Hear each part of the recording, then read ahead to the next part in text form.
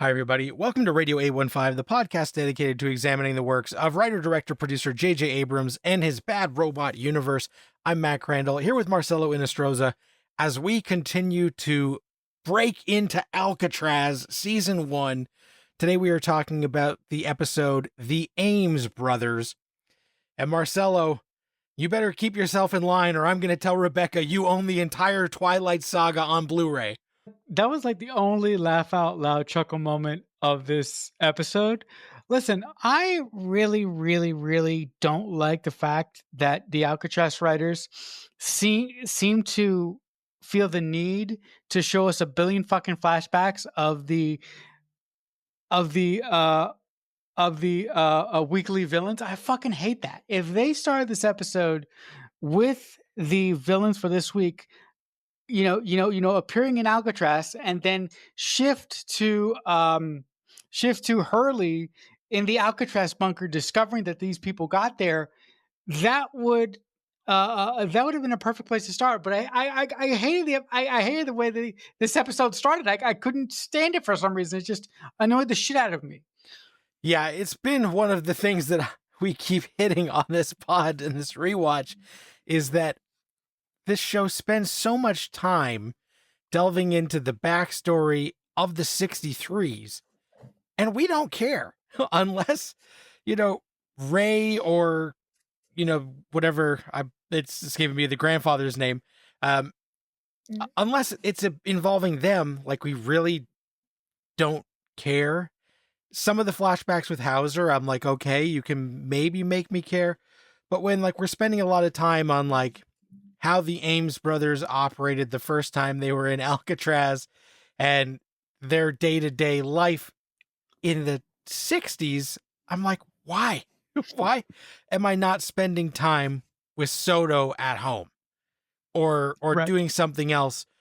And like, so I'm just getting really frustrated that we've got our main cast is great and we spend so much time without them every week. Now, the only, kind of interesting thing was that in the flashbacks of this, these brothers are trying to find gold. They're trying to find hidden treasure in Alcatraz. So it's kind of like a D.B. Cooper thing where somebody has hidden this money, and to get there, they need to make a copy of a key. And of course, they think they're copying a key to a door in Alcatraz. We recognize it as one of the keys that Hauser has been getting from the 63s when he captures them. And so we still wonder what is up with these keys. So that was the only sort of intriguing part, was when the brothers under duress are trying to make that key and not get caught. Was like the main flashback scene that like I kind of dug, because it felt a little bit Shawshank-esque, where like you've got to keep it under wraps from the warden or whoever's looking over your shoulder. But of course, the main hook of this, we found two brothers, they come back, they are still looking for the gold. So when they come back to Alcatraz, they don't want to leave Alcatraz, which wouldn't be a problem, except now our team is working out of Hauser's secret base on Alcatraz. So like they realize like these people are on the island and they can't stay here. The one thing that I kind of went with this episode, so Soto and Rebecca just out of nowhere already know that Hauser has a bunch of nerds locked away in his secret little hideout hole, in his secret like information room in Alcatraz. I feel that should have been a big moment for the audience, where the writers could have built this wedge in between Rebecca and Soto. They could have played up that moment in a huge scene to basically split up our main cast here, right? But the way that Soto just drops it off casually in some breakaway dialogue in between him and Rebecca, it really ticked me off. I was like, really? That's how you're going to explain that they know about that? Yeah, well, it's weird that something so important would have happened off screen, which is frustrating. And then I'm starting to get frustrated that like we didn't address the Lucy plot at all. Dr. Banerjee is Yep. still like MIA after, you know, it was 2 episodes ago when Hauser was like, use her methods, wake her up, and we're still waiting. And so I'm like, all right, guys, you've got stick in a carrot, and like we need more carrot. You know what I mean? It's starting to get out of control. But small things I did like in this episode. There is some funny dialogue. I did think Rebecca and Soto have more to do once the modern day storyline gets going, but we keep cutting back. And I did like how these brothers are working with a guard from Alcatraz who has also returned.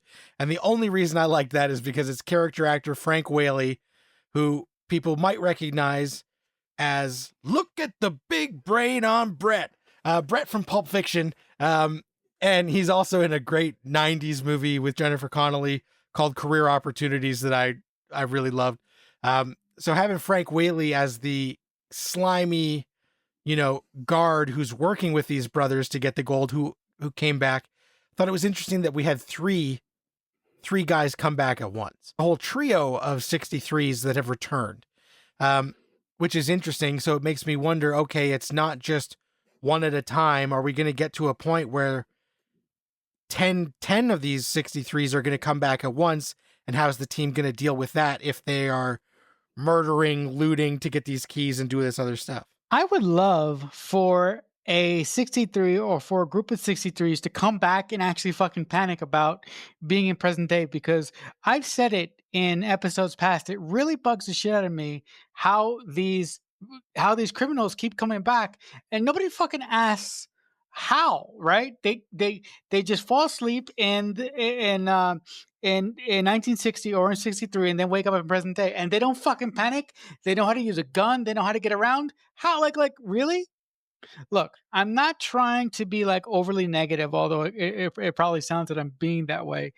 The one thing that I liked about this episode is seeing Rebecca chase these villains to rescue Soto from their capture. I really, really, really liked the, you know, hidden treasure angle of this episode. I thought that I thought that they were actually going to be able to open up the door in present day, and I thought that door was going to lead to the Einstein Rosen bridge that I kind of thought was like the doorway from 1960 to our present day. So I was like really disappointed when it wasn't that, but I was kind of hoping it was. Did you have any kind of hope that behind this door we were going to get like a big story drop to the grander mythology of the series? I really thought that, you know, we were going to get behind the door and find out that the treasure was something else rather than, you know, gold or whatever, and that maybe it would be important in the grand scheme of what's happening here. Right.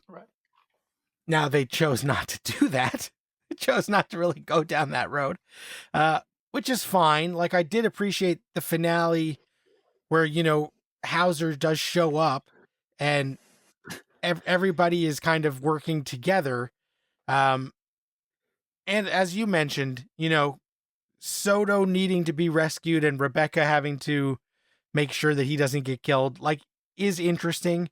And it adds stakes when Hurley's life is possibly in danger.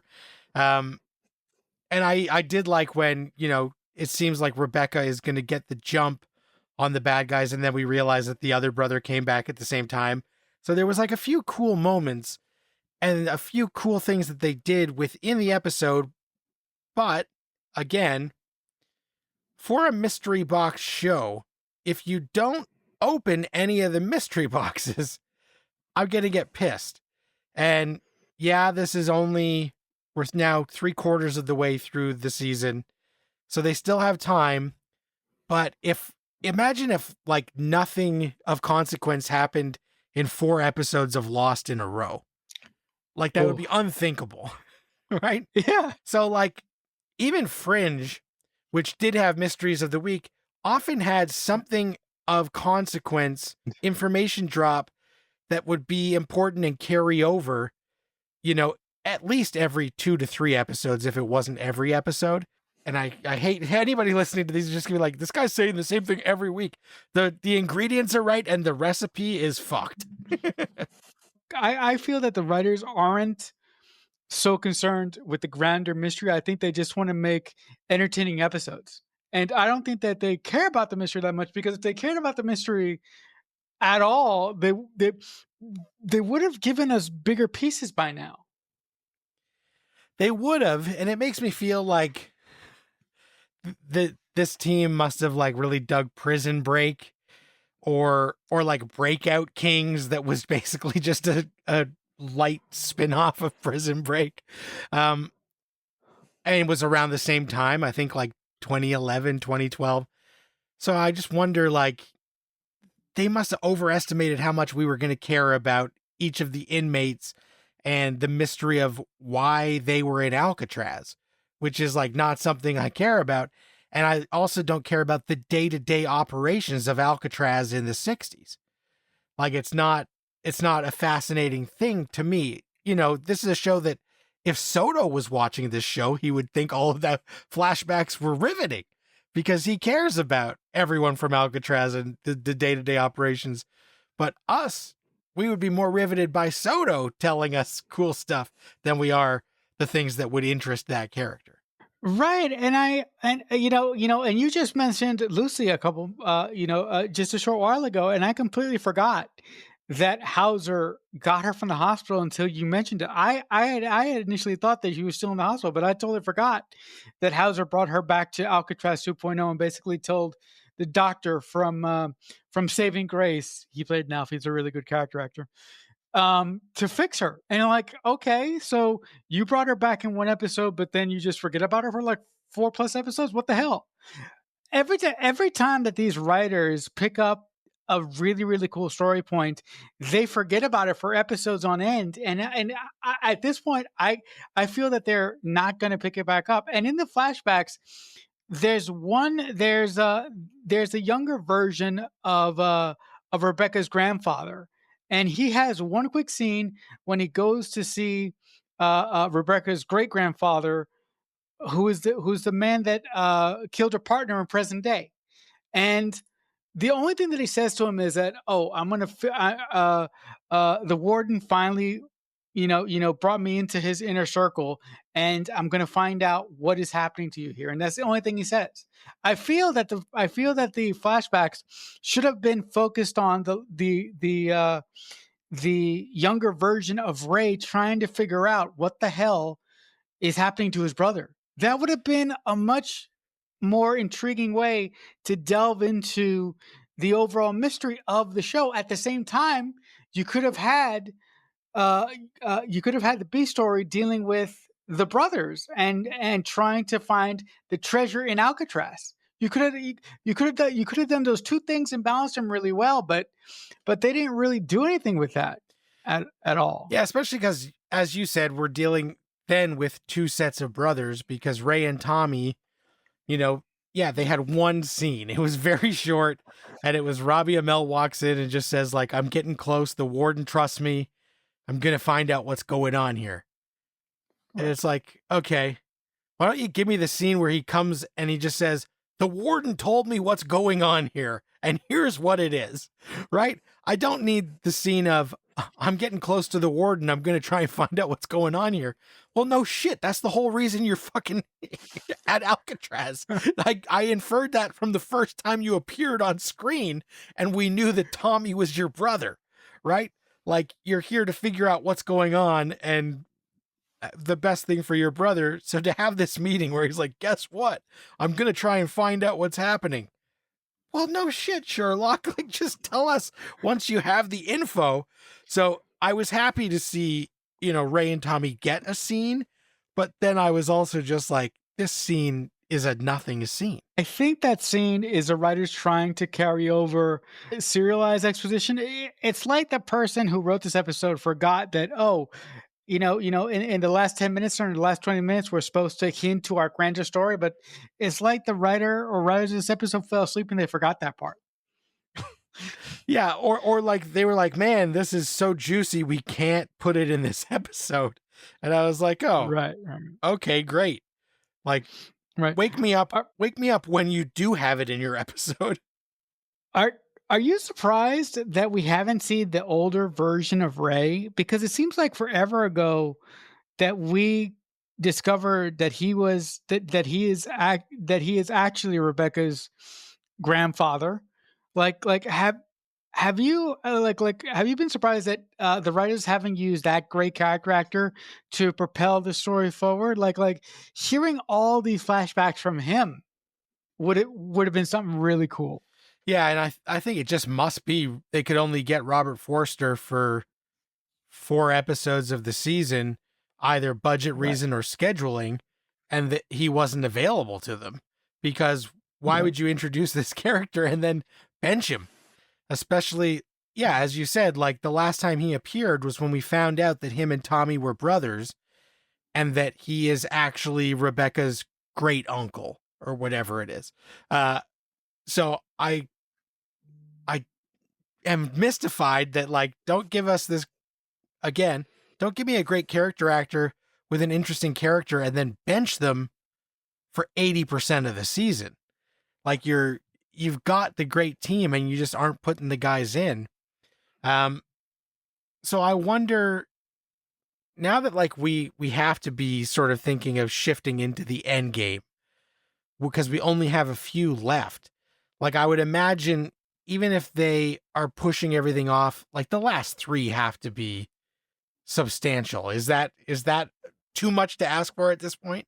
No, I don't think it's too much to ask for at this point. And like I listen, I'm in 100% agreement with you. If the last 3 episodes that we talk about on the show don't delve directly with the grander mystery of the show, I'm gonna fucking write. Listen, I know that the last episode is going to infuriate me beyond belief because this is the only Bad Robot show that I remember the last shot of the show, and it really fucking ticks me off. But I don't remember what leads up to that. So I'm hoping what leads up to that can be enticing to make the last shot of the series a little bit less frustrating. Let's hope so. I'm looking forward to it. And let's not Yeah. beat a dead horse here either. This episode, if you were going to rate this episode out of 10, and in terms of where we are in the season, what you would expect the episodes to reach, how are you kind of landing at this point? Listen, I would give it a 4. There are things about this episode that I really enjoyed, but it's just the execution and the writing of the show is really, really brilliant. So this individual episode, I would give it a 4. Yeah, I'd say I'm basically at like this episode a 4.5. So far the season as a whole, I'm at like a 6. And So, from all of the setup, if you had asked me like after the first episode, I would have thought we'd be at like an 8 heading into this last batch of episodes. if I had to rank the show in general, listen, I love the concept, I love the actors. So I would actually give it a 5. I'll be right behind you with that.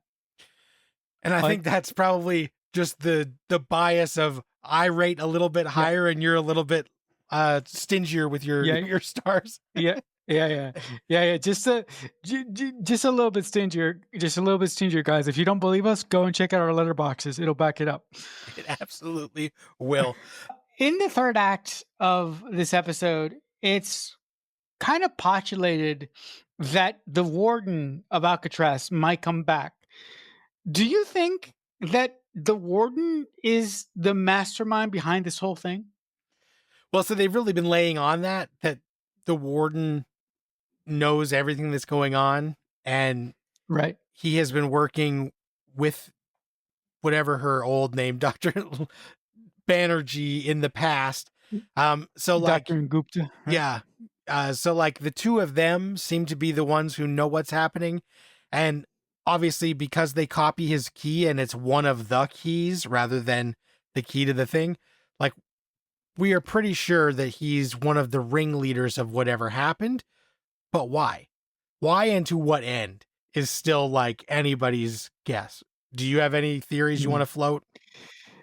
Yeah, no, I really, really believe that that the warden is the giant mastermind behind what is happening here. It's either him or somebody else higher than him, because his obsession with treating Alcatraz like his personal little plaything is crazy. Like like like the way that he treats these prisoners. I mean, I know that they're prisoners and I know that they're murderers, but even murderers and despicable people deserve kindness once in a while. He doesn't give them any kindness. So so I think that he is either the big mastermind or like the co-mastermind behind this whole thing. Look, with my luck, we're going to see the end of the series and get answers to nothing. I choose to remain hopeful. And that's a good spot to call this episode, is where Marcelo is still remaining hopeful. If you out there listening are hopeful, let us know. Like, follow, subscribe, share the pod, send us a comment. You can hit us up on our YouTube. You know, Marcelo takes care of all the social media stuff. If you leave a comment anywhere or reach out, we'll read it on the show. Tell a friend. If you know anybody who's super into Alcatraz, let them know that we're the only podcast that's dared to do a rewatch of the show since podcasts have existed. So we're diving into that. If you guys want to reach out to me, the only place I am online is on letterboxd.com. Letterboxd.com/MDC3000. We can log some movies on there. Marcelo, as I said, in charge of more social media stuff and YouTube stuff. You're more amenable. Where can the people reach you? Yeah, if you guys want to reach out to me and talk to me about Alcatraz or anything else in the Bad Robot sphere, I am available at X. I'm at QuickFanatic88, but also you can also catch me logging some movies at Letterbox under QuickFanatic88. Is the same handle. There we go. Thanks so much for listening. Next week, we will be talking about the episode entitled Sonny Burnett of Alcatraz. And it does look like your dude, Robert Forster, is going to pop back in for that one. So fingers crossed. Until next time, Radio 815, over and out. Radio 815 is a Balloonhead Productions presentation in association with Killer Newt Productions.